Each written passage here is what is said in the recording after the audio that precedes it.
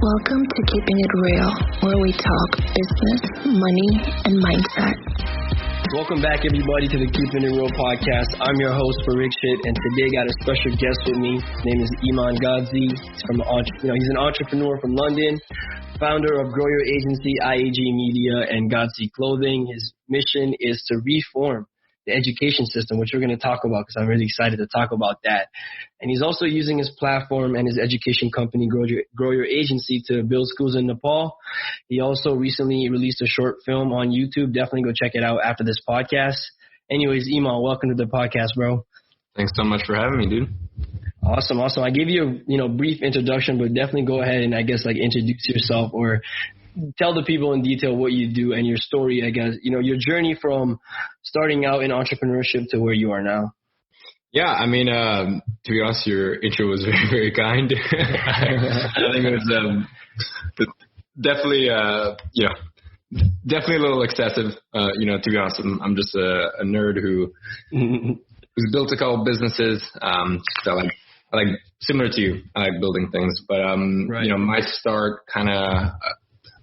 I've kind of had that entrepreneurial flair from the age of 14, which, to be honest, I will say is, I think, a lot older than most people. I think most people are 5 or 6 and do the whole candy thing or the lemonade stand. For me, it was a little later on in life. So that was actually when I was 14. And I remember, for some reason, I just started, there's an account, it's still up actually, it's called Fuck the Norm, FCK the Norm. And, I've always been into writing and reading. I started reading at a very early age. By 7 or 8, I was reading the Dickens works and Mayor of Casterbridge and this and that. So, I guess I just started reading from a very early age. Right. And that kind of parlayed into writing a lot. So when I was 14, I started and I would have all these thoughts and I kind of journal down. And, this is also kind of where my copywriting style comes from. Because you can see back when I was this is literally age 14. You can look at some of the early posts. I would just do a daily kind of journal entry of whatever is on my mind. And I kind of grew that account to 25, 30K. And I remember one day I get a message from someone and hey, I'd like to buy your account. How much? And it was I've had a couple moments of that in my life where they're where I've had people come to me and be how much? And, that'll tie in later on in the story. And your world kind of opens up at that point. Right.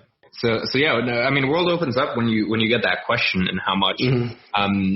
And that kind of pulled me into the world of Instagram, growing Instagram accounts, selling promotions on there. And I don't know if you remember 2013, 2014 was kind of the rise of influencer marketing. Right. That's kind of where Movement built to 100 million. I remember I was in Telegram groups with the owners of Movement and all these watch companies and jewelry companies. And, they basically use influencer marketing to grow their companies. And I was in these Telegram groups. So I was selling a couple promotions on that account. And then from there, I used that money to buy my first account. And then from there, growing Instagram accounts back then was a hell of a lot easier. And then I grew those accounts. And let's say, for example, the account was a Porsche 911, or a Porsche specific fan page. Right, I would actually rebrand it to general luxury niche. I'd lose some followers. I'd lose some engagement from those hardcore fans, but that meant that it had more mass appeal, and that also meant that I could make more money from paid promotions and stuff like that. I'd make some money from there, continue to grow the account, and then sell it for 3-4 times what I made. It's literally flipping a house, flipping a house, buying Instagram accounts. Yeah, exactly. Buying a house from a motivated seller that's below market, so you've got a good deal. From there, kind of fixing it up a little. From there, renting it, getting some cash flow there, and then eventually going on to sell for profit. So that's basically what I did with Instagram accounts. And that lasted for 8, 9 months, but then it got super, super saturated, to the point where there was literally zero money in it. So from there, I kind of just let off it. And this is when I was 14, 15. And at that point, I knew I didn't want to go to college. I kind of knew that from the age of 14, but I was okay, I still gotta, get decent grades or not totally piss off my mom. And, from there I was all right, whatever, I'll put my head down and study a little more. All while this time was happening, I was still reading a book a week. I was at that point starting to go to the gym. meditating every day. And, you know, in the same way some people have like gym splits, like I had a meditation split. So it would be like, it would be like Kundalini meditation one day and then Vipassana. And like one of the beautiful things about like the age of like 13, 14, 15, 16, 17, 8, like sort of those teenage years, especially because I had nothing in my life. Like I didn't really have anything notable or going for me or this or that, is like I just read a bunch of books and I just did exactly what they said. You know, like for me at this point in life, it's different when I read a book and then I'm like, okay, should I try this? Should I implement it? But, you know, back then it was just like, okay, well, I have nothing to lose. I'm just going to, if they tell me to meditate, I'm just going to meditate. If they tell me to go to the gym, I'm going to go to the gym. If they tell me to read a book, I'm going to read a book a week. Like, so, you know, from there, I actually started going to the gym a lot. And then that kind of parlayed into, I would PT my friends' parents, and like whenever I was over at their houses, like I would just try to, and that was, I guess, the beginning of my salesmanship skills. Like I would just literally try to sell their parents on PT services. And I did that for like a solid like 9 months again. And then as I was starting to go more to the gym and whatnot, I actually started just making some videos of me going to the gym. And, you know, I started a YouTube channel, basically just like documenting like me going to my, you know, the used bookstore on Sunday, like me, what I was eating, like the books I was reading, podcasts I was listening to, like just a bunch of like, and I've still got them up. Like a lot of people, you know, they find it very like entertaining to go look back at like 2015, 2016, because I literally have vlogs of me and it's like, I'm just, you know, on the tube, going to like Brixton on a Sunday because that's where, you know, my favorite used bookstore is, and I can get like 5 used books for the price of 1 new book. And like, it's just like, I don't know, you can kind of see where like my entire, you know, where everything that I have now, the nucleus of all that. So yeah, because I was doing all this fitness stuff and I decided to start like recording it and sharing it, naturally I got into like photo video, and my background is actually in photo video.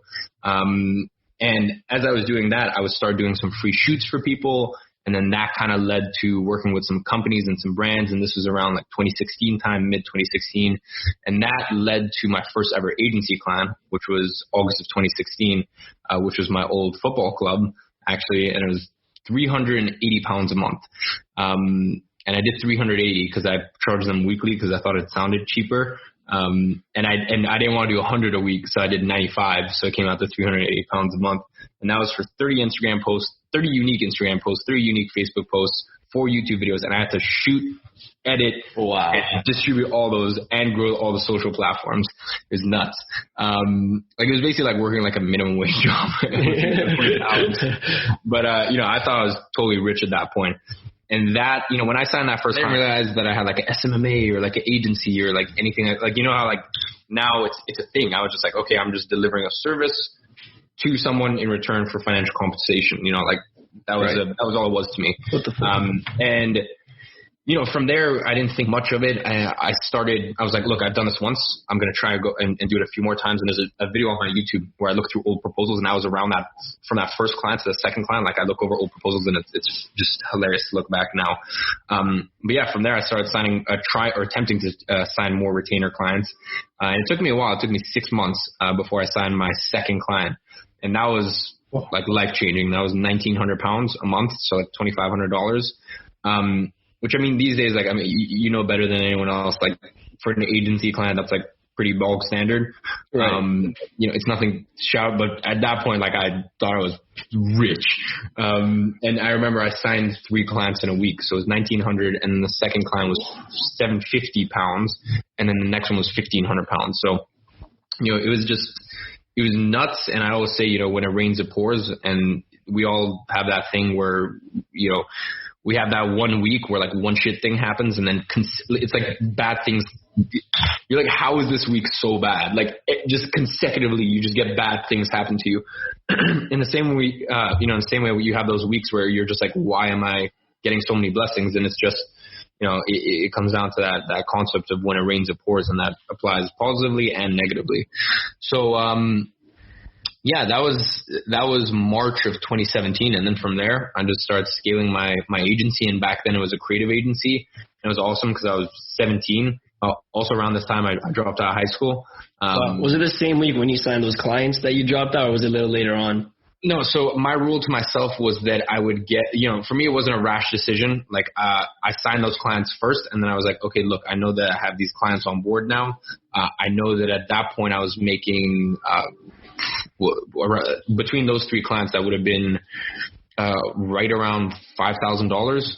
And I knew that that was safe enough for me to leave, and I knew there was something that I wanted to do. And at that point, I was also supporting my mom. So it was just kind of, I've had a bunch of people be like, how the hell were you allowed to leave school?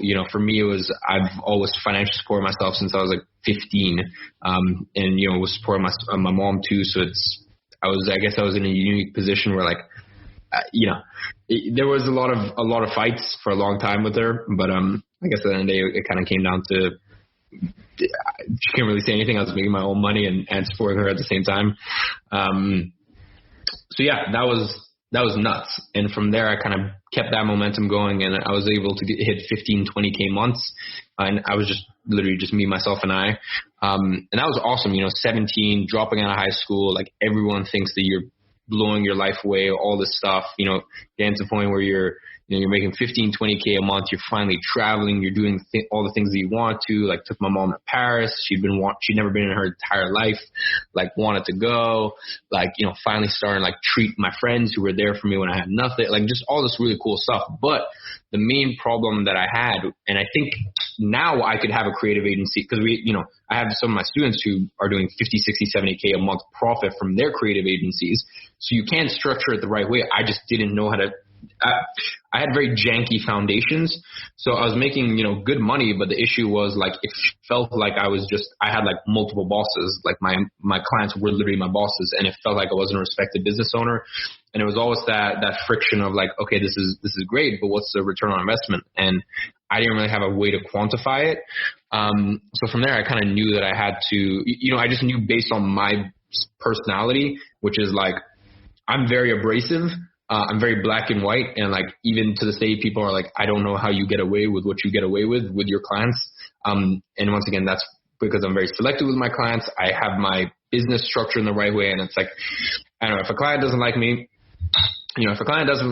all right, cool. We make you $50,000 a month return on ad spend. So, bye-bye. Hasta la vista. Like, I really couldn't give less of shit.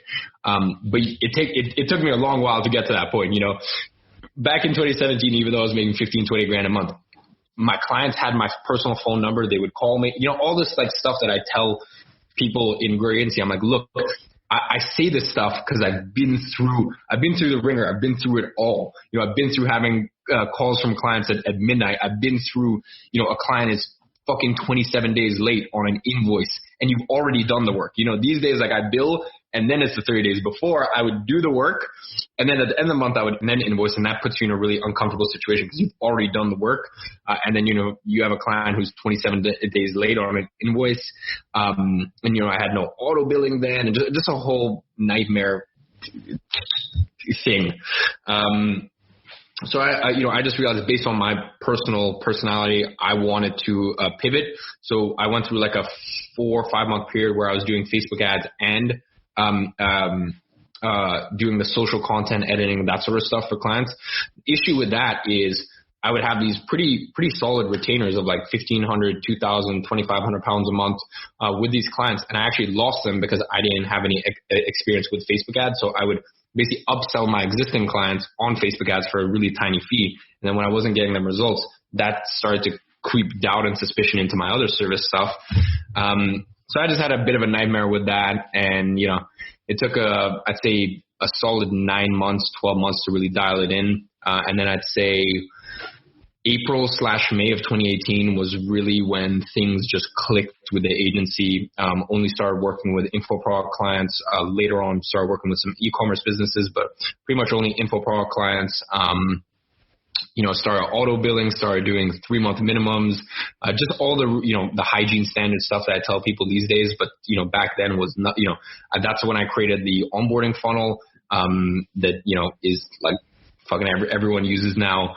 All the stuff that seems obvious now. But to me back then, it was like, that was when I made quantum shifts, in my agency. So yeah, it's been a little over 2 years, and the agency is just continued to surprise and shock me. 2019, we were able to hit our first 100K a month profit, which was like, I don't know, I never thought I could do that, especially because considering last year was just me, Danny, and like Kieran, but really he's the product manager for GrowYourAgency. So like it's 30% of his time. So really just me and one team member full time, managing that month it was nine clients, I believe. And granted, I did do a 2-day training then, 2-day webinar build, but still nonetheless, 100K, me and one employee, that was a ceiling that I didn't think I could break. And then now this year I have Luis as well. So we're going for our first 150K a month profit. So yeah, that's kind of been my story. Oh, and along the way, I started GrowYourAgency.com and built some schools in Nepal and started a clothing line. So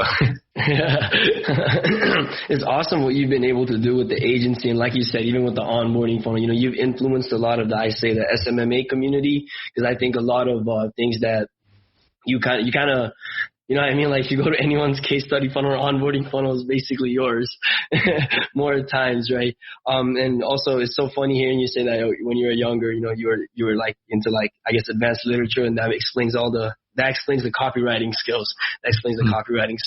But while you were transitioning from being like a broke kid to someone who's like slowly making money and like actually being known in your city, right? How did that affect your relationship with the ones around you?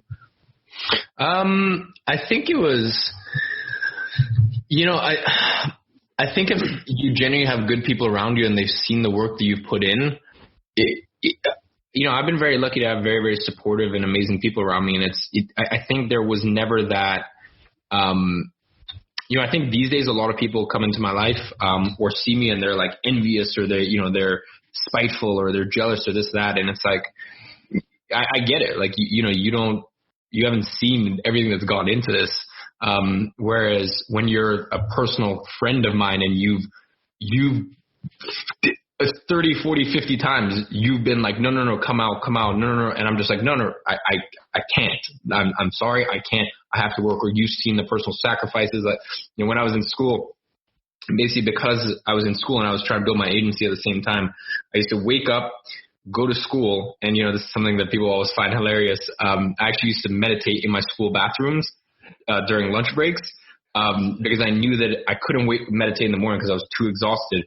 And then when I got back from school, that's when I would I would try to get a bunch of work done, and then I would go to the gym, right?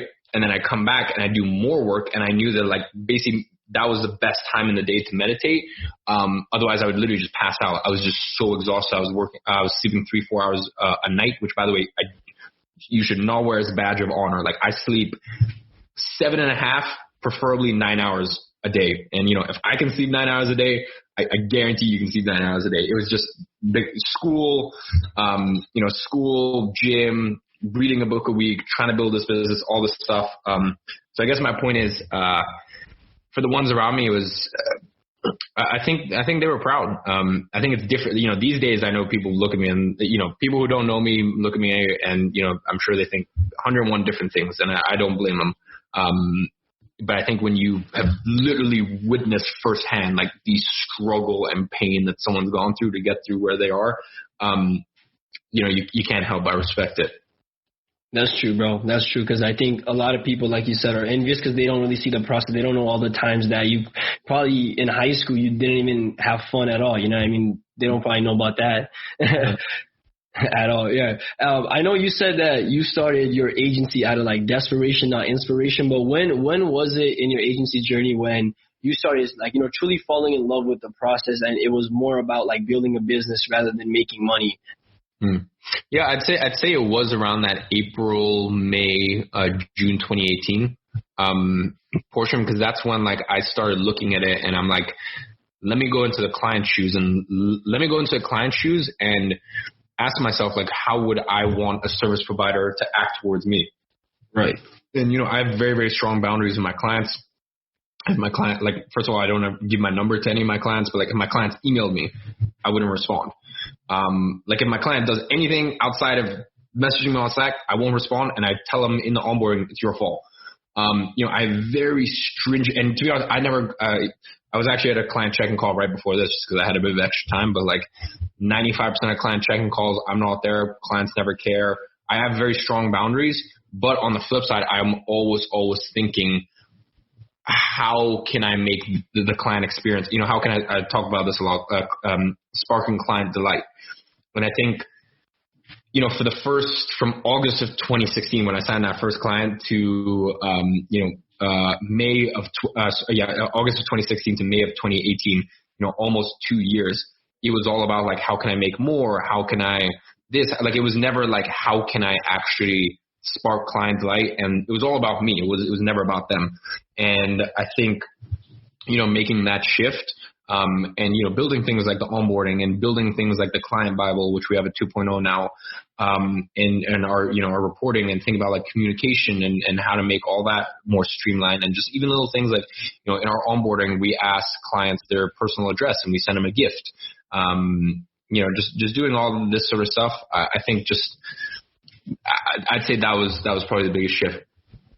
That's lovely, because I think it's such a beautiful thing to see, I think, with entrepreneurs, especially when it goes from, doing this to make money to, you know what, I can actually build something great out of this. Let me focus on this, like dropshippers actually starting proper brands, or people who are just selling services, start proper agencies that they can eventually sell at the end.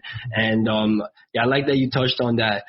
Next, I kind of wanted to touch on Grow Your Agency and, your whole mission. And I know this is something that's very important and personal to you.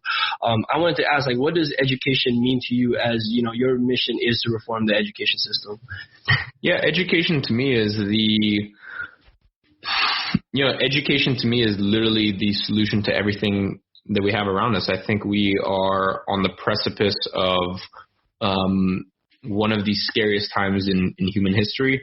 To me, and by the way, education to me doesn't mean like what you learn at school. Like, to me, education is like education around your health, around your mental health. Like, when I talk about education, I want someone to be well educated and understand things like I want people to be well educated on the pharmaceutical industry. I want people to be well educated on mental health. I want people to be well educated on like sexual energy. I want people to be well educated in accounting. I want people, like, to me, I want education to come back to this place of like practicality. Whereas right now, education is not meant to free you. It's meant to enslave you. And, for me, that's what Grow Your Agency is all about. Like, at the end of the day, I have an agency program. Like, our program, better than nothing else out there, shows people how to build a business that makes $10K a month profit, right? And that's Agency Incubator. And we have some higher level students in copy-paste agency offices, and, some of our higher level students, have a couple of students doing over $100,000 a month. That's profit. Many people will show $500,000 a month in revenue and this and that. And their Shopify dashboard. But that's a very different reality to what are you actually keeping at the end. And that was always the goal. But yet, although I'm talking about that stuff, although it's a business program and it's a sales, it's a service delivery, it's an operations, it's an accounting program, like, I go in detail on things like company culture. I go in detail on things like sleep, biohacking. Like, I talk about like your gut microbiome. I talk about like how to manage the relationships surrounding all the stuff that seemingly has literally no direct link to building a business is literally the most important stuff. And, even just things in terms of, there's I'd say 80% of the stuff that I want to talk about, I can't, and I'm slowly starting to drip feed it more and more, because a lot of stuff out there you just can't talk about. It's too touchy of a subject. But even if I can just do my little part in, yes, what Grow Your Agency does best and better than anyone else out there is help people build a business that does $10K a month profit, $50K a month profit, $100K a month profit. Not only do I want to do that in our programs and, in the Grow Your Agency programs, like, my goal is also through my teaching is to make sure that you are a person of character once you have that sort of wealth, that you are, you hold yourself to a high standard, that you know how to deal with that wealth, how to deal with others around you once you have that wealth, how to invest that wealth, how to deal with your mental health once you have that sort of wealth and burden. and just everything in between. I mean, some of the, Q&As people ask, cause I'm an open book, people have asked me about 101 different topics. And as I said, I do as much research and digging on all the stuff outside of the business just as much as I do inside the business.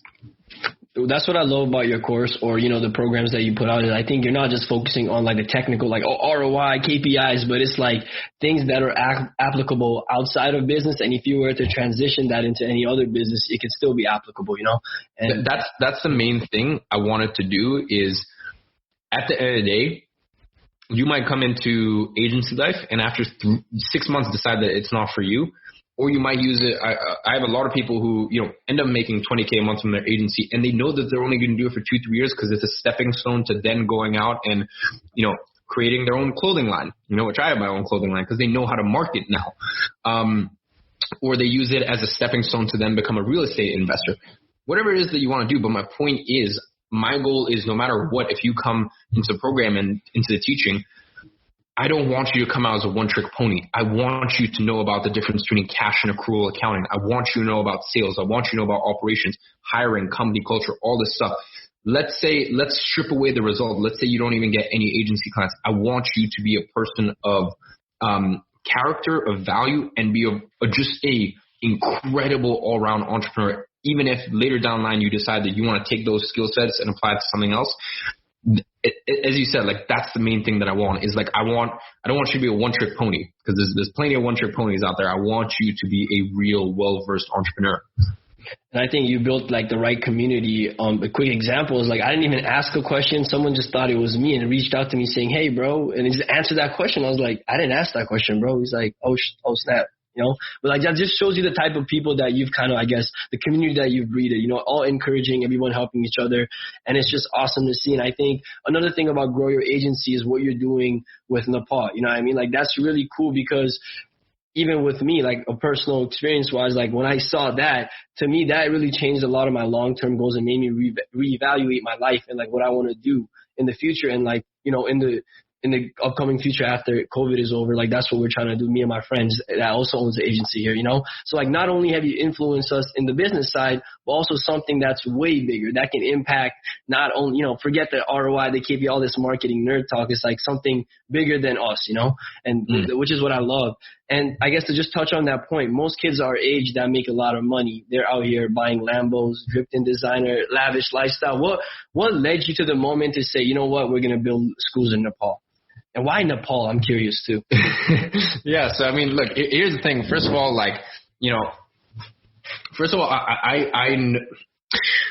I've never been too much into like the designer stuff, this, that, like obviously, as fashion and clothing is very, close to my heart. So I spend a lot on fashion. I really like, fashion, brands. I just like very low key ones. So one thing I will say is never ever, berate or judge someone for, spending money on hoodies and this and that, or like buying a Lambo when they are self-made. And this is cause I even remember early on, like judging other people or this or that. Cause that's like someone's like battle scars. Like, I realize that when you get told by so many people that, you're never going to make it and this and that, there is, I think you got to have like 10% of pettiness. I think you got to leave 10% of pettiness. I think a little amount of pettiness is good. But for me, it's always been like, I don't want stuff in my life that, adds stress. So, a lot of people know that I'm very into my watches because those are fine. I can put those in my vault in my safety deposit box, at the bank, and, those can chill for 6 months and I don't need to worry about. Whereas like a supercar, you got to pay insurance and this and that and all that stuff. So, for me in my life, I have things that I spend a lot of money on, that I have things that I don't spend money on, and I have things that I like reassess all the time. Even just after Nepal, I decided, I'm only flying economy because there's certain things you do once you start making a certain amount of money. I'm like, okay, I make a certain amount of money. I don't, a person of my money, of course, flies business or like flies first. Like it was so insignificant to my level of income that I was like, of course you just do this. And then, later down the line, you start to reflect and you're like, like what is actually important to me in life? And there's things that I've acknowledged are really important and things that aren't. And, you know, that's kind of my philosophy around like spending and whatnot. Now, when it comes to charity, for me, it was something that I've been wanting to do for forever. And I wanted to have before this all started, I wanted to have a company that had full circle approach, because yes, if you have a computer and a laptop and Wi-Fi and like all of your, Maslow's hierarchy of needs, like all your other basic needs are met, and you feel safe, secure, and you have a home and this and that. I don't think you should get a formal education. Like, I think you will, unless you want to become a doctor or this or that. But like, if you want to become an entrepreneur, formal education around is definitely not the way to go. But, and that's awesome. We built GrowYourAgency for that. But I always wanted to have a full circle approach. And, for me, it was always like, that's cool, but what are you doing for the people who don't even have a seat at the table? And it's incredible that we're really innovating and moving the needle forward. And, it's still so insignificant, because I even get people that are like, you say you're reforming the education system, blah, blah, this, that, like it's, et cetera, et cetera. I'm like, guys, trust me, I know that like what I'm doing is so insignificant, but it's, I have a 5-decade plan, and I'm only, you're 20.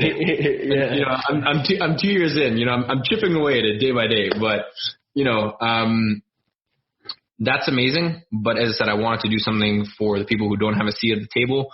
And it's incredible that we're innovating in terms of self-education, but there's a place for formal education. I'm not against formal education. For example, for the kids in Nepal, all of the work, all of these kids, especially in these villages, they just end up going to different countries. And then, these communities are tarnished and wrecked. And, the longevity and the health of a community is 100% based on the quality of education they have. And I know that, and that's one of the big focuses that we have in terms of not only building these schools, but once again, just incentivizing people to stay and giving people a clear path to a solid job. So that way they don't go to, Qatar or something and work in slave-like conditions. So yeah, that is why I take a considerable amount of my profits from GrowYourAgency and use that to build schools in Nepal. Now, as to your question of why Nepal, to be honest, I want to build schools in Nepal. I want to build schools in Colombia, Russia. For me, it's about the organization.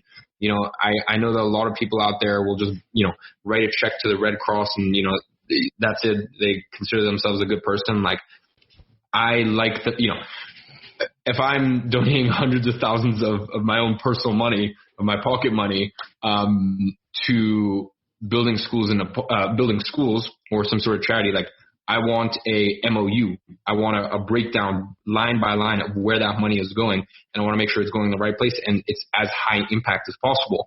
That's one of the reasons that I said that I don't fly first or business anymore. Like, I would rather just sit in economy, and for that same price that I saved on business or first, I can build a couple solar panels at one of my schools. And once again, this just builds into that whole idea of like these self-sustaining communities. So yeah, hopefully that answers your question. Oh, that was beautiful. And everybody listening, I think you guys should definitely check out the documentary. We will even link it down below. I even got some flashbacks. Cause actually, like, I was there for like 9 years of my life. So when they're playing the drums, I was like, oh my God, I remember that. And even growing up in a village, it was really cool. And I'm curious as to, like, I know you talked about, the change of business and economy, that you made that change. Were there other like big drastic change in your life after that trip to Nepal? I think, as I said, I think it did make me look at like just certain aspects of my spending. And also I think, I think with Nepal, it was just incredible for the team. I don't know. The thing is that there's so much stuff that just sounds so cliche. But the other main takeaway is just, I don't know, you know, when you look at someone and you just see pure joy. And, especially when you're, like I have the world at my fingertips and I have all this stuff and all this like material possession and all of these like opportunities and this and that. And like, if we take the ratio, like what makes a good life? To me, a good life is a happy life filled with meaning, right? And if we take the ratio that, these people in Nepal and everyone that we came in contact with, and that was the children as well as the elders and, everyone in between. If we look at, the ratio that they were happy and joyful and this and that, and you compare it to someone like me, I guess it made me look in the mirror and go like, do I really have that great of a life? Like, do I, what is this all for if I'm not living every single moment with joy? And whether through the good, through the bad, instead it just, it makes you reconsider, and it makes you reflect on all those times where you're grumpy for no reason, or you take a small thing and you minimize in on a small issue and you extrapolate that and, build these narratives in your head and all this and that. And, it really, I think it really grounds you. Right. I tell people if they're depressed, like, fly to a third world country and like, don't live like a tourist. And they will like, I honestly, like similar to you, I think, thank God I've been able to travel. Like ever since then, I don't really get sad or depressed no more. Cause it's like, it's a check right away. It's like a reality check right away. Like, what am I complaining about? I laugh at some of my problems here. Man, it's awesome to, hear that. And like I said, thank you so much for, what you're doing to the community down there, especially to me, because me being from that, I really, really like appreciate that. Man, shit, that was really dope. That was really dope, man. Oh, congrats on the Richard Mille, by the way. We got to talk about some, now we talked about the deep stuff, let's talk about some materialistic stuff. How do you like your Richard Mille so far? It's good. It's in London at the moment. So I'm up in Manchester boxing for 6 weeks. One of my buddies is a professional boxer. So I only have one watch with me up here, but this is actually one of my favorites. Oh, nice. I was going to ask you, is that the Snoopy one? Oh, yes, the Snoopy Timex, the legendary Snoopy Timex right there. That's lovely. Yeah, I'm a bit of a watch. I'm a bit of a horology whore, so I like. How'd you get into that? I'm curious. So I don't remember maybe I saw an ad or something like that, but I bought my first ever watch, and I remember I saved up for a couple weeks. It was a Timex Expedition, and I bought it when I was like 8 or something. And this is from I think they've shut down now, but it was a British like retail store called Argos. So. Yeah, I remember I saved up and then I ended up going to Argos and like got it. It was like 25 pounds and like it had this like the same light up feature. And I just thought it was literally just the coolest thing ever. And yeah, I remember I wore that for like a solid 4 or 5 years. I still have it now actually. I got a refurbed or a new battery put in. But I don't know, watches have just always been something that I've really appreciated. And I'm just I have a couple watch books on my coffee table and I flick through them and I like to go through the reference numbers and the calibers and the movement. And I especially like some of the histories behind like certain models. And yeah, I don't know. It's become a hobby of mine. I was planning on going to Baselworld this year, in Switzerland, but that kind of went to shit. And I think also, for me, a watch always tells a story. A watch always tells a story. Like, I mean, I have certain pieces like this. This is just like, I like wearing this. This is actually one of my favorite watches. I like wearing this because it brings out the child in me. But most of my watches have a story or a memory behind them or a meaning behind them. And yeah, I think that's, I don't know, there's something special about it to me. Right. To add on to that, all right, this is a funny one. Would you ever buy a bust down watch? Funnily enough, because I mean, look, at this point I have 14, 15 watches. There's one for the collection, Richard Mille, Pateks, APs, Rolexes. I'm about to get a Jaeger LeCoultre Grand Reverso. So to be honest, I've got all your Grail watches. I've got a Richard Mille. I've got a Nautilus, a Royal Oak, Aqua, a Daytona, everything you could ever want. And I've always been like, hell no to bust down watches, this, that. But one time actually I went into AP and I would never get a bust down aftermarket. Mm-hmm. Also, like for me, the thing is, if I was actually to sell all my watches, I'd make around like 50 grand. because, I built relationships with a lot of these brands and whatnot. And, most of the watches I have sell for above retail. Well, basically every single watch I have sells for above retail. So for me, also value is important. I guess that's one of the reasons I've spent a lot of money on watches, just because I'm like, I'm not spending it. I'm just parking it here. So yeah, I never get an aftermarket bust down, but one time I did go to AP and I tried on it was their 39 millimeter jumbo Royal Oak. So it's like a little thinner, and it was bust down, and it was actually beautiful. I thought that with just like a gray hoodie, some black trousers, some black shoes, like very like minimal low key look, but then with some ice on the wrist. I think that maybe like in the next 5 watches, I'll probably pick one up just because I don't have one. Other than the Timex, which one's your favorite? I would say one that I always forget how much I like is my Rose Gold Aquanaut. My Patek Philippe Rose Gold Aquanaut. That is a beautiful, beautiful watch. Another one that I really wasn't expecting to like was to be honest, I didn't even really want it. I just, because I have a relationship with Rolex, I was like, okay, I'll get this, and then there's a couple watches I'll get after, and this and that.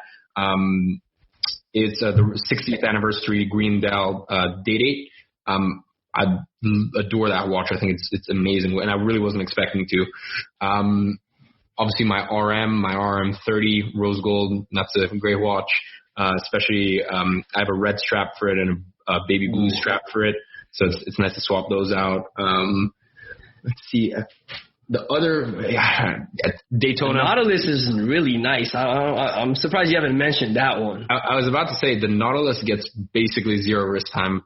What? Yeah, to be honest, I have a steel 5711 blue face Nautilus. I don't know. To be honest, I'm actually just not really too much of a steel guy. Mm-hmm.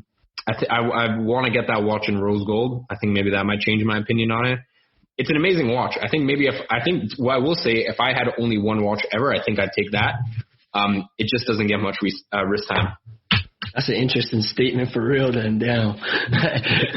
Anyways, this next segment, I'm going to ask you questions that, some of the people that I guess follow you. I talked to some people, I asked them, hey, what would you ask Iman? So these are just some questions that people are, curious about. One is, from all the mistakes that you've learned from, what do you think is like one of the most important lessons that you've learned?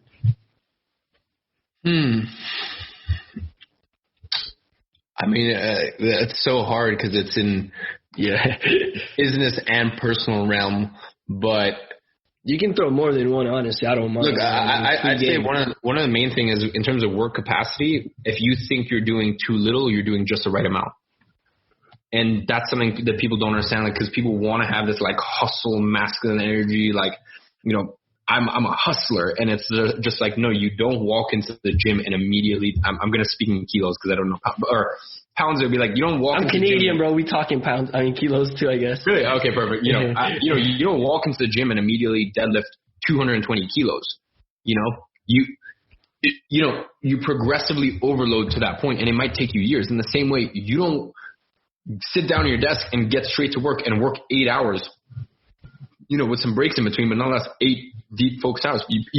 Most people, 99% of people don't have that sort of work capacity. Their brain's been fried from all the dopamine hits from from most people are used to like having their phone on a stand right here. They see all the notifications, their iPad right here, notifications on their, most people don't literally have the neural pathways to work like that.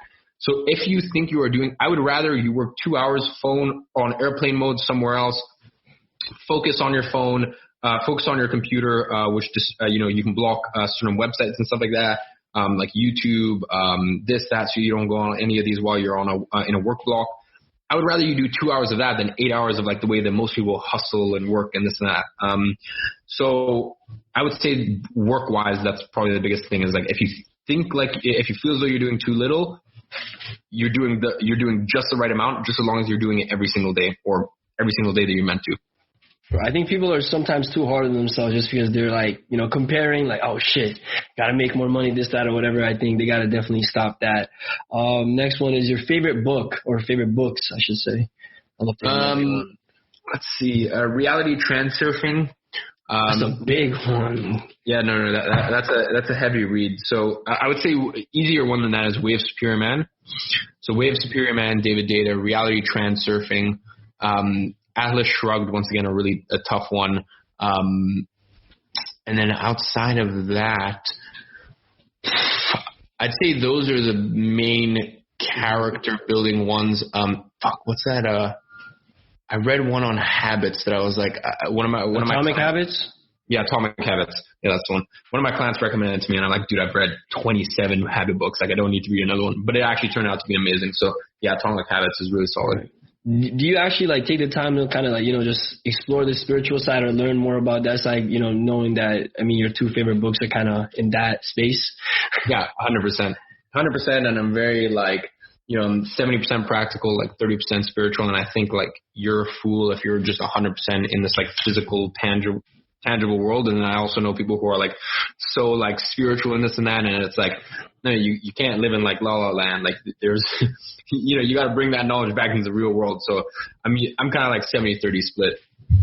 Lovely. Who's your favorite artist or artists for different genres? I don't know. Okay, so if you had to give me if you had to give me a top 5 in no particular order, it would be Amy Winehouse, Stevie Wonder, Drake, and then probably Lauryn Hill, and then honorary mention for Brent Faiyaz. Oh yeah, the legendary ad, man. I think everybody remembers that one. What's your favorite place that you've traveled to? If you had to give me 3, either and for very different purposes, Iceland. Iceland's my happy healing place. I'm actually going in 2 weeks. Iceland, Cape Town, or Bali. Word. That's awesome. I'm definitely want to check out Cape Town. How's the vibe down there? It's good. It's like a shittier but better LA. Like I just think LA is like honestly. I think like look, if you want a good amount of trash, LA is honestly just trash. Look, if you got friends there and you want a good week or weekend of debauchery, fair enough. Like I understand, but like Cape Town is, first of all, so much cheaper. You feel like you're in LA, weirdly enough, especially like in the hills and stuff like that. Like, you got hills all around. Scenery is way better. And just kind of all in all, like obviously beaches are way better. Basically everything is better except for clubbing and the girls. Word. Definitely got to check out Cape Town then. Being an entrepreneur and having a program where or actually knowing a lot of your students are, all entrepreneurs, and you interact with a lot of entrepreneurs. What are the common mistakes that you think is preventing a lot of entrepreneurs' growth?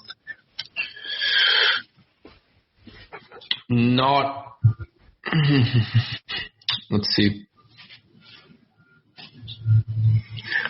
Thinking too short term.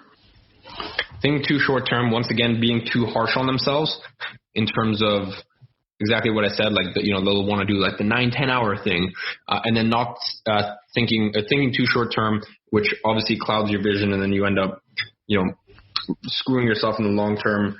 And then outside of that, I'd say cash flow. Like I can't tell you how many entrepreneurs I've met who like, and it's fine because, these are like students of mine and, or we'll have these conversations in private. They'll ask my advice, or these are like actual buddies of mine. And I find this more in like the internet marketing space, internet marketing / agency owner, e-com biz owner, this sort of stuff, who literally have no cash reserves. Like it's shocking. Like they have no cash reserves. They have they're so bad at managing their cash flow. So I'd say that's another thing that like I've seen that's been very like shocking to see. Right. I think started getting older, I realized how many people don't have a business, just a hustle. You know what I mean? Real shit. Adapting everything is all around the world. Or the last one is your hobbies outside of business. So, because I've had such a like crazy life, so early on, like I always joke that like I'm 20, so I have my midlife crises now. So like, obviously I'm in Manchester right now, boxing like twice a day, for 6 weeks, doing one of my buddies is a professional boxer, 24-2, a professional career. He's fighting again for the championship, soon. So obviously, that's quite like a wacky thing.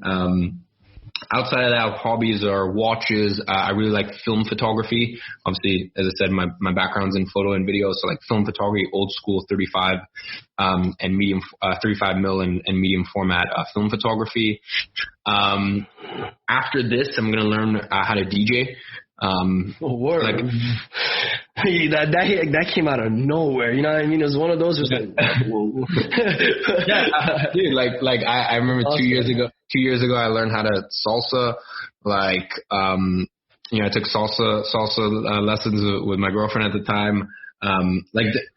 This is actually one other huge thing that I really. Biohacking is another very big hobby of mine. Like, this is another thing that is very, very important for entrepreneurs, is have a bunch of hobbies on the side. After 6, 7 p.m., I strongly recommend do not be working on your business. Have hobbies, have interests on the side. Like, if you can take that same passion and creative flow and apply that to other really cool hobbies in your life, I think that's super important. Like, that's, I remember even 2019, that's a mistake that I made beginning of 2019, like the first 4 or 5 months of the year. I was such a robot. Yes, I still have my biohacking hobbies and this and that, but I was like, but that's because that helps work. I realized, like, over the years, I've kind of come to realize that it's really important that you do have those things in your life where there's literally no ROI. It kind of doesn't make sense. There's really, like, you're not going to benefit from it from like a financial or business perspective at all. You just do it because it's like, it's a creative outlet and you just feel really happy while you're doing it. That's lovely, man. That's lovely. Man, I'm excited to see you DJ for real, bro. Let me tell you that came out of nowhere, bro. I sort of guys should see my reaction. I can't wait to see that. But man, thank you so much for coming on and giving so many insights and just talking on this podcast. I mean, I think before we leave, the last thing I guess I want to ask is what's next for Grow Your Agency and Iman Gadzhi? Can't talk about that. Top secret. Lovely, man. Awesome. Thank you so much again for coming on, bro. Anything else you want to say before we leave? No, I appreciate you coming on and asking me some solid questions. I think this has been like 50 minutes or something. It felt like 5. Lovely. That's awesome. Thank you so much for listening, guys. I'll see you in the next one. Bye-bye. That is it for this episode of Keeping It Real, everybody. And if you guys did enjoy this episode, I just ask for a small favor, and that is to share this with someone that you know would benefit from this podcast, as I really want to grow this community and this podcast through word of mouth, right? From you guys sharing it or telling someone to mess with this podcast or listen to this podcast or posting us on Instagram. And by the way, guys, if you do post us on Instagram, please use the hashtag Keeping It Real and tag me at SplashmanPB, just so I can see it, just so I can, stay connected with the family and interact with some of you guys. But yeah, like I said, if you guys want to keep in touch with me, my Instagram is at SplashmanPB. If you guys want to check out my YouTube, where I drop amazing content and amazing value as well, just search my name, Barik Shidbusnit, and my channel will appear. But anyways, guys, hope you guys enjoyed today's episode, and I will see you in the next one. Bye-bye.